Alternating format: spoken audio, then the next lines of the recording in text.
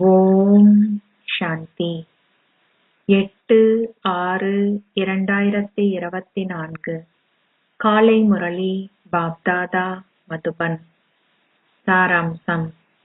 இனிய குழந்தைகளே, நினைவு செய்வதன் மூலமாகவே உங்கள் பாவங்கள் அழிக்கப்படுகின்றனவே அன்றி டிரான்ஸ் மூலமாக அல்ல. டிரான்ஸ் ஒரு சொற்ப சதங்கள் பெறுமதியான விளையாட்டே ஆகும். ஆகவே டிரான்ஸில் செல்ல வேண்டும் என்ற ஆசையை கொண்டிருக்காதீர்கள். கேள்வி: மாயையின் பல்வேறு வடிவங்களிலிருந்து உங்களை காப்பாற்றுவதற்காக குழந்தைகளாகிய உங்கள் அனைவருக்கும் தந்தை தரும் ஒரு எச்சரிக்கை யாது? பதில்: இனிய குழந்தைகளே, டிரான்ஸில் செல்வதற்கு எவ்வாறான ஆசையையும் கொண்டிருக்காதீர்கள். ஞானத்திற்கும் யோகத்திற்கும் டிரான்ஸுடன் தொடர்பு இல்லை. கல்வியே பிரதானமாகும். சிலர் டிரான்ஸில் சென்று மம்மா எனக்குள் பிரவேசித்தார் அல்லது பாபா எனக்குள் பிரவேசித்தார் என்று கூறுகிறார்கள். அவை அனைத்தும் மாயையின் சூட்சுமமான எண்ணங்களாகும். நீங்கள் அவற்றையிட்டு மிகவும் எச்சரிக்கையாக இருக்க வேண்டும். மாயை பல குழந்தைகளுக்குள் பிரவேசித்து அவர்களை தவறான செயல்களை செய்ய வைக்கின்றாள். ஆகவே டிரான்ஸில் செல்வதற்கு எவ்வித ஆசையையும் கொண்டிருக்காதீர்கள். ஓம் சாந்தி. இனிமையிலும் இனிமையான ஆன்மீக குழந்தைகள் ஒருபுறம் பக்தியும் மறுபுறம் ஞானமும் உள்ளதென்பதை புரிந்து கொண்டிருக்கிறார்கள். பக்தி அதிகளவு இருப்பதுடன் அதனை உங்களுக்கு கற்பிப்பதற்கு பலர் உள்ளனர். சமய நூல்களுடன் மனிதர்களும் உங்களுக்கு அதனை கற்பிக்கின்றார்கள். இங்கு எந்த சமய நூல்களோ அல்லது எந்த மனிதரோ இல்லை. ஒரே ஒரு ஆன்மீக தந்தையே உங்களுக்கு கற்பித்து ஆத்மாக்களாகிய உங்களுக்கு விளங்கப்படுத்துகிறார். ஆத்மாவே அனைத்தையும் கிரகித்துக் கொள்கிறார். பரமாத்மாவான பரம தந்தையிடமே இந்த ஞானம் முழுவதும் உள்ளது. அவரிடம் 84 பிறவி சக்கரத்தின் ஞானம் உள்ளது. இதனாலேயே அவரையும் சுயதர்சன சக்கரதாரி என்று அழைக்கலாம். அவர் குழந்தைகளாகிய எங்களை சுயதர்சன சக்கரதாரிகள் ஆக்குகிறார். பாபா பிரம்மாவின் சரீரத்திற்குள் இருப்பதால் அவரையும் பிராமணர் என்று அழைக்கலாம். அவருடைய குழந்தைகளாகிய நாங்களும் பிராமணர்களாகிய பின்னர் தேவர்கள் ஆகுகிறோம். தந்தை இப்பொழுது இங்கு அமர்ந்திருந்து உங்களுக்கு நினைவு யாத்திரையை கற்பிக்கிறார். இதில் ஹதயோகம் என்ற கேள்விக்கு இடமில்லை. அந்த மக்கள் ஹதயோகத்தின் மூலம் டிரான்ஸில் செல்கிறார்கள். அது ஒரு மகத்தான விஷயமல்ல. டிரான்ஸில் எந்த மகத்துவமும் இல்லை. டிரான்ஸில் செல்வது ஒரு சொற்ப சதங்கள் பெறுமதியான விளையாட்டாகும். நீங்கள் டிரான்ஸில் செல்வதாக எவரிடமும் என்றுமே கூறக்கூடாது. ஏனெனில் இக்காலத்தில் வெளிநாடுகளில் எங்கும் பலர் டிரான்ஸில் செல்கிறார்கள். டிரான்ஸில் செல்வதால் அவர்களோ அல்லது நீங்களோ எவ்வித பயனையும் பெறுவதில்லை. டிரான்ஸில் நினைவு யாத்திரையோ அல்லது ஞானமோ இல்லை என்ற புரிந்துணர்வை பாபா உங்களுக்கு கொடுத்திருக்கின்றார். டிரான்ஸில் செல்பவர்கள் ஒருபோதும் ஞானத்தை செவிமடுப்பதும் இல்லை. அவர்களது பாவங்கள் எரிக்கப்படுவதும் இல்லை. டிரான்ஸிற்கு எவ்வித முக்கியத்துவமும் இல்லை. குழந்தைகள் யோகம் செய்கிறார்கள். அது டிரான்ஸ் என்று அழைக்கப்படுவதில்லை. உங்கள் பாவங்கள் நினைவு செய்வதன் மூலமே அழிக்கப்படும். டிரான்ஸ் மூலம் பாவங்கள் அழிக்கப்பட மாட்டாது. பாபா உங்களை எச்சரிக்கிறார். குழந்தைகளே, டிரான்ஸில் செல்வதற்கு எவ்வித ஆசையையும் கொண்டிருக்காதீர்கள். சந்நியாசிகள் போன்றவர்கள் விநாச காலத்தின் போதே ஞானத்தை பெறுகிறார்கள் என்பதை நீங்கள் அறிவீர்கள். நீங்கள் அவர்களை தொடர்ந்து அழைத்துக் கொண்டிருந்தாலும் இந்த ஞானம் அவர்களது கலசத்தில், அதாவது புத்தியில் உடனடியாக நிற்காது. தம் முன்னிலையில் விநாசத்தை காணும் போதே அவர்கள் வருவார்கள். மரணம் வரவுள்ளது என்பதை அப்பொழுதே அவர்கள் புரிந்து கொள்வார்கள். அது அண்மிப்பதை பார்க்கும்போதே அவர்கள் உங்களை நம்புவார்கள். இறுதியிலேயே அவர்களது பாகம் உள்ளது. விநாசம் இடம் பெறவுள்ளது என்றும் மரணம் சம்பவிக்கும் என்றும் நீங்கள் கூறுகிறீர்கள். நீங்கள் பொய்யை கூறுகின்றீர்கள் என்று அவர்கள் நினைக்கிறார்கள். உங்களுடைய விருட்சம் மெதுவாக வளர்கிறது. நீங்கள் சந்நியாசிகளிடம் கூற வேண்டும், தந்தையை நினைவு செய்யுங்கள். நீங்கள் கண்களை மூடக்கூடாது என்று தந்தை உங்களுக்கு விளங்கப்படுத்தியிருக்கிறார். கண்களை நீங்கள் மூடினால் உங்களால் எவ்வாறு தந்தையை பார்க்க முடியும்? ஆத்மாக்களாகிய நாங்கள் பரமாத்மாவான பரம தந்தையின் முன்னால் அமர்ந்திருக்கிறோம். அவரை பார்க்க முடியாது விட்டாலும் எங்கள் புத்தியில் இந்த ஞானம் உள்ளது. பரமாத்மாவான பரம தந்தை இந்த சரீரத்தின் உதவியுடன் எங்களுக்கு கற்பிக்கிறார் என்பதை குழந்தைகளாகிய நீங்கள் புரிந்து கொள்கிறீர்கள். டிரான்ஸ் போன்றவற்றிற்கான கேள்விக்கு இடமில்லை. டிரான்ஸில் செல்வது என்பது ஒரு பெரிய விஷயமில்லை. போக் போன்றவற்றை படைப்பது என்பது நாடகத்தில் நிச்சயிக்கப்பட்டுள்ளது. நீங்கள் டிரான்ஸ் தூதுவர்கள். ஒரு பணியாளனாக சென்று போக் படைத்துவிட்டு திரும்புகின்றீர்கள். அது முக்கியஸ்தவர்களுக்கு பணியாட்கள் உணவு ஊட்டுவதை போன்றதாகும். தேவர்களுக்கு உணவு படைக்க செல்லும் நீங்களும் பணியாட்களே. அவர்கள் தேவதைகள். நீங்கள் அங்கு மம்மாவையும் பாபாவையும் காண்கிறீர்கள். அந்த சம்பூர்ணமான உருவமே உங்கள் இலக்கும் லட்சியமும் ஆகும். அவர்களை அவ்வாறு தேவதைகள் ஆக்கியவர் யார்? டிரான்ஸில் செல்வது ஒரு பெரிய விஷயமல்ல. இங்கு சிவபாபா உங்களுக்கு கற்பிக்கின்றார். அவ்வாறே அங்கும் இவரூடாக உங்களுக்கு எதனையாவது விளங்கப்படுத்துவார். சூட்சும உலகில் என்ன நடக்கிறது என்பதை நீங்கள் அறிந்திருக்க வேண்டுமே அல்லாது டிரான்ஸ் போன்றவற்றிற்கு நீங்கள் எவ்வித முக்கியத்துவமும் கொடுக்க வேண்டியதில்லை.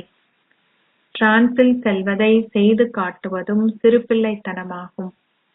பாபா அனைவரையும் எச்சரிக்கிறார், டிரான்ஸில் செல்லாதீர்கள். மாயை அடிக்கடி அதில் தலையிடுகின்றாள். இது ஒவ்வொரு கல்பத்திலும் தந்தை வந்து உங்களுக்கு கற்பிக்கும் கல்வியாகும்.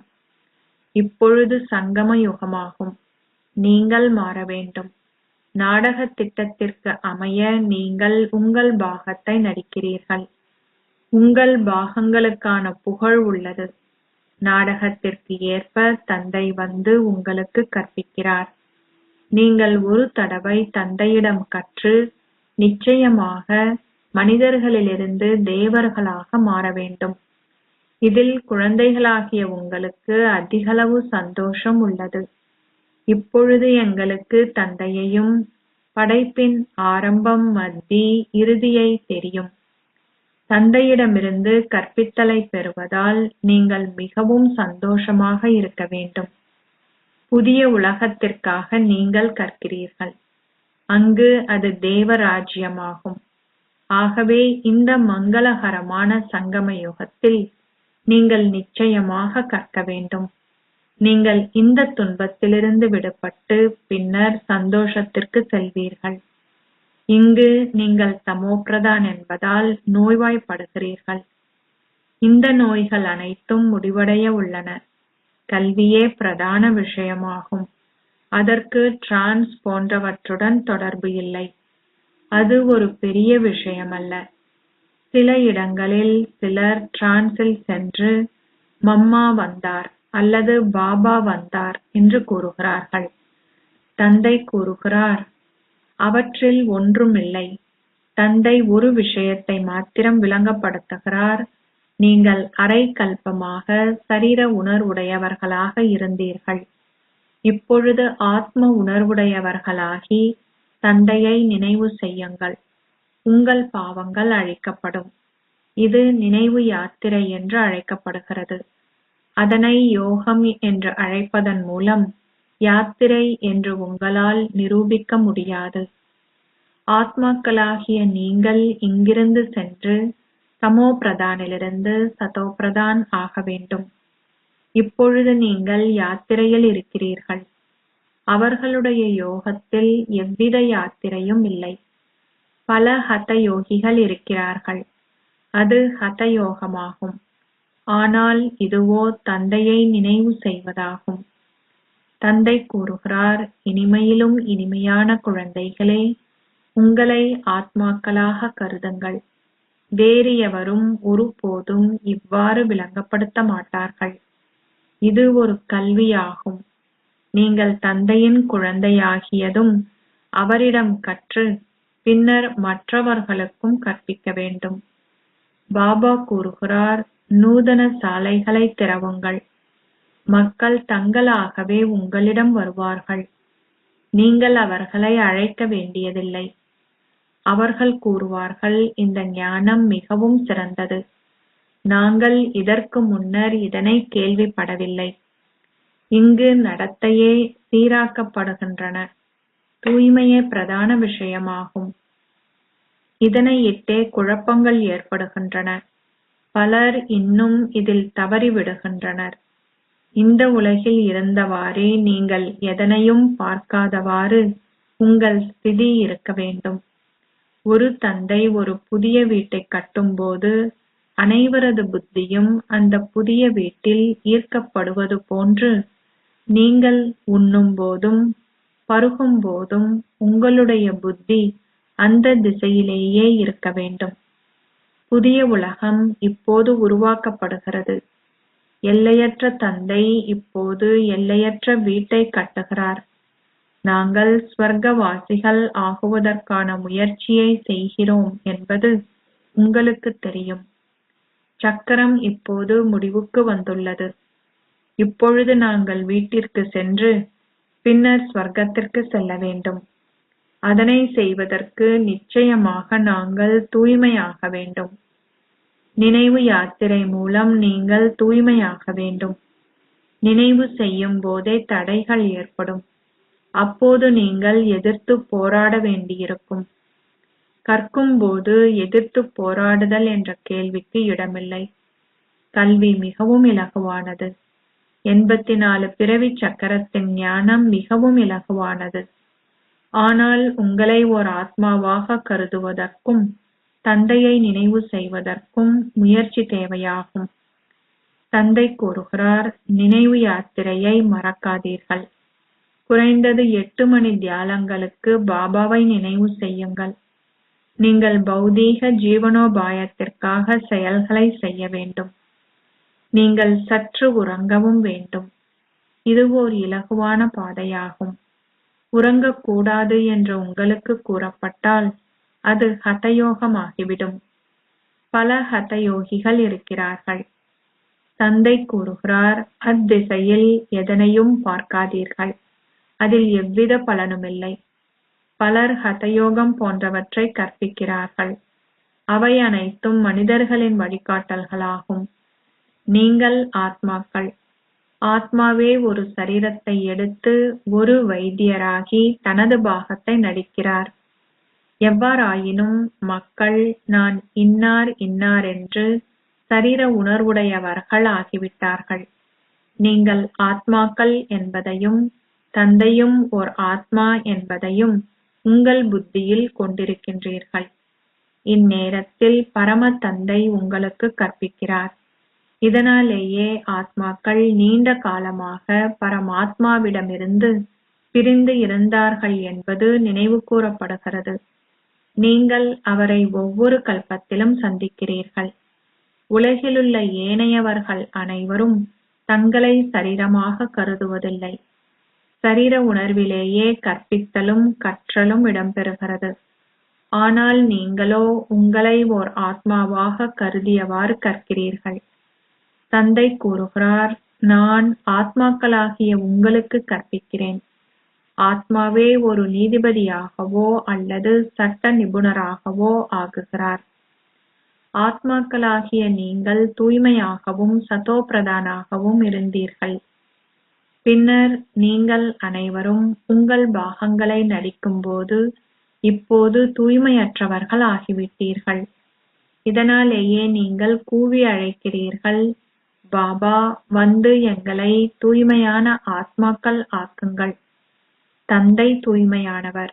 இவ்விஷயங்களை செவிமடுக்கும் போதே நீங்கள் இவற்றை கிரகிக்கிறீர்கள். இவ்விஷயங்களை கிரகிக்கும் போது குழந்தைகளாகிய நீங்கள் தேவர்கள் ஆகுகிறீர்கள். இவ்விஷயங்கள் புதியவை என்பதால் இவை வேறு எவரினதும் புத்தியில் இருப்பதில்லை. இது ஞானமாகும். அது பக்தியாகும். பக்தி செய்யும் போது நீங்களும் சரீர உணர்வுடையவர்கள் ஆகுகிறீர்கள். தந்தை கூறுகிறார், குழந்தைகளே, இப்போது ஆத்ம உணர்வுடையவர்கள் ஆகுங்கள். ஆத்மாக்களாகிய எங்களுக்கு தந்தையே இந்த சரீரத்தின் மூலம் கற்பிக்கிறார். ஆத்மாக்கள் அனைவரதும் தந்தையான பரம தந்தை இந்நேரத்தில் மாத்திரமே எங்களுக்கு கற்பிக்கிறார் என்பதை மீண்டும் மீண்டும் நினைவு செய்யுங்கள். நாடகத்தில் இந்த சங்கமயுகம் தவிர வேறு எந்த ஒரு நேரத்திலும் அவருக்கென ஒரு பாகம் இல்லை. இதனாலேயே தந்தை மீண்டும் மீண்டும் கூறுகிறார், இனிமையிலும் இனிமையான குழந்தைகளே, நீங்கள் ஆத்மாக்கள் என்ற நம்பிக்கையை கொண்டிருப்பதுடன் தந்தையையும் நினைவு செய்யுங்கள். இது மிகவும் உயர்ந்த யாத்திரையாகும். நீங்கள் மேலே ஏறினால் ஸ்வர்க்கத்தின் இனிமையான சுவை அனுபவம் செய்யலாம். விக்காரத்தில் வீழ்வதால் நீங்கள் முற்றாக நசுக்கப்படுகிறீர்கள். இருப்பினும் நீங்கள் ஸ்வர்க்கத்திற்கு செல்வீர்கள். ஆனால் உங்களுடைய அந்தஸ்து மிகவும் குறைவாகவே இருக்கும். ஒரு ராஜ்யம் ஸ்தாபிக்கப்படுகிறது. குறைந்த அந்தஸ்திலுள்ளோரும் அங்கு தேவைப்படுகின்றார்கள். அனைவரும் ஞான பாதையை பின்பற்றுவார்கள் என்றில்லை. அவ்வாறு பின்பற்றுவார்களாயின் பாபாவிற்கு ஏராளமான குழந்தைகள் இருப்பார்கள். அவ்வாறு அவர் அவர்களை கண்டுபிடித்தாலும் அது ஒரு குறுகிய காலத்திற்கே. தாய்மார்களாகிய நீங்கள் அதிகளவு புகழப்படுகிறீர்கள். கூறப்படுகிறது, தாய்மார்களுக்கு வந்தனங்கள். ஜெகதாம்பாள் அதிகளவு சேவை செய்ததால் அவருக்கு பெரிய அளவில் மேலாயிடம் பெறுகிறது. அதிகளவு சேவை செய்பவர்கள் பேரரசர்கள் ஆகுகின்றார்கள். தில்வாலா ஆலயத்தில் இருப்பது உங்கள் ஞாபகார்த்தமே ஆகும். புத்திரிகளாகிய நீங்கள் அதிகளவு நேரத்தை ஒதுக்க வேண்டும். நீங்கள் உணவு தயாரிக்கும் போது நினைவில் இருந்தவாறு அதனை தூய்மையாக தயாரித்தால் அவ்வுணவை உண்பவர்களின் இதயமும் தூய்மையானதாக ஆகும். மிக சிலரே அவ்வாறான உணவை பெறுகின்றார்கள். உங்களையே கேளுங்கள், நான் உணவு தயாரிக்கும் போது அதனை உண்பவர்களின் இதயம் உருகக்கூடிய அளவிற்கு நான் சிவபாபாவின் நினைவில் அதனை தயாரிக்கிறேனா? நீங்கள் நினைவில் இருப்பதற்கு மீண்டும் மீண்டும் மறந்து விடுகின்றீர்கள். பாபா கூறுகிறார், நீங்கள் இன்னும் 16 ஸ்வர்க்க கலைகளும் நிரம்பியவர்கள் ஆகாததால் நீங்கள் மறப்பது நாடகத்தில் நிச்சயிக்கப்பட்டுள்ளது. நீங்கள் நிச்சயம் சம்பூர்ணமானவர்கள் ஆக வேண்டும். பூரண சந்திரன் மிகவும் பிரகாசமானது. பின்னர் அது ஒரு கோடு மாத்திரமே எஞ்சியிருக்கும் அளவிற்கு தேய்ந்து விடுகிறது. அது முழுமையாக இருளாகி பின்னர் முழுமையாக பிரகாசமாகுகிறது. ஆத்மாக்களாகிய நீங்கள் அந்த விக்காரங்கள் போன்றவற்றை துறந்து தொடர்ந்து தந்தையை நினைவு செய்தால் நீங்கள் சம்பூர்ணமானவர்கள் ஆகுவீர்கள். நீங்கள் ஒரு சக்கரவர்த்தியாக ஆகுவதற்கு விரும்புகிறீர்கள். ஆனால் அனைவரும் அவ்வாறு ஆக முடியாது. ஒவ்வொருவரும் முயற்சி செய்ய வேண்டும். சிலர் சற்றேனும் முயற்சி செய்யாததாலேயே யானை படைகள், குதிரை படைகள், காலாட்படைகள் என்று கூறப்படுகின்றது. வெகு சில மகாரத்திகளே உள்ளனர். பிரஜைகளும் போர் வீரர்களும் இருக்கும் அளவிற்கு கட்டளை தளபதிகளும் மேஜர்களும் அதிகளவினர் இருப்பதில்லை. உங்கள் மத்தியிலும் கட்டளை தளபதிகளும் மேஜர்களும் அதிகாரிகளும் இருக்கிறார்கள். அங்கே காலாட்படைகளும் இருக்கிறார்கள். இது உங்களுடைய ஆன்மீக சேனையாகும். அனைத்தும் நினைவு யாத்திரையிலேயே தங்கியுள்ளது. இதன் மூலமே நீங்கள் சக்தியை பெறுகிறீர்கள்.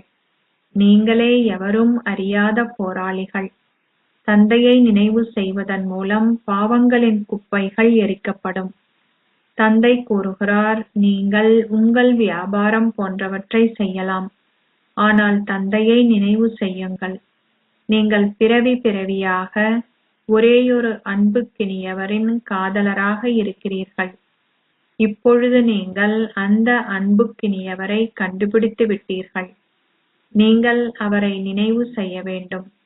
முன்னரும் நீங்கள் அவரை நினைவு செய்திருந்தாலும் அதன் மூலம் உங்கள் பாவங்கள் அழிக்கப்படவில்லை. இங்கு நீங்கள் தமோ பிரதானிலிருந்து சதோ பிரதான் ஆக வேண்டுமென்று தந்தை உங்களுக்கு கூறியுள்ளார். ஆத்மாவே இவ்வாறு ஆக வேண்டும். ஆத்மாவே முயற்சி செய்கிறார். பல பிறவிகளின் அழுக்குகளை நீங்கள் இந்த ஒரு பிறவியில் அகற்ற வேண்டும். மரண பூமியில் இதுவே இறுதி பிறப்பாகும். பின்னர் நீங்கள் அமரத்துவமான பூமிக்கு செல்ல வேண்டும். தூய்மையாகாது ஆத்மாக்கள் அங்கு செல்ல முடியாது. அனைவரதும் கர்ம கணக்குகள் முடிக்கப்பட வேண்டும். பின்னர் நீங்கள் தண்டனையை அனுபவம் செய்தால் உங்களுடைய அந்தஸ்து குறைக்கப்படும். தண்டனையை அனுபவம் செய்யாதவர்கள் மாலையின் 8 மணிகளென்று அழைக்கப்படுகிறார்கள்.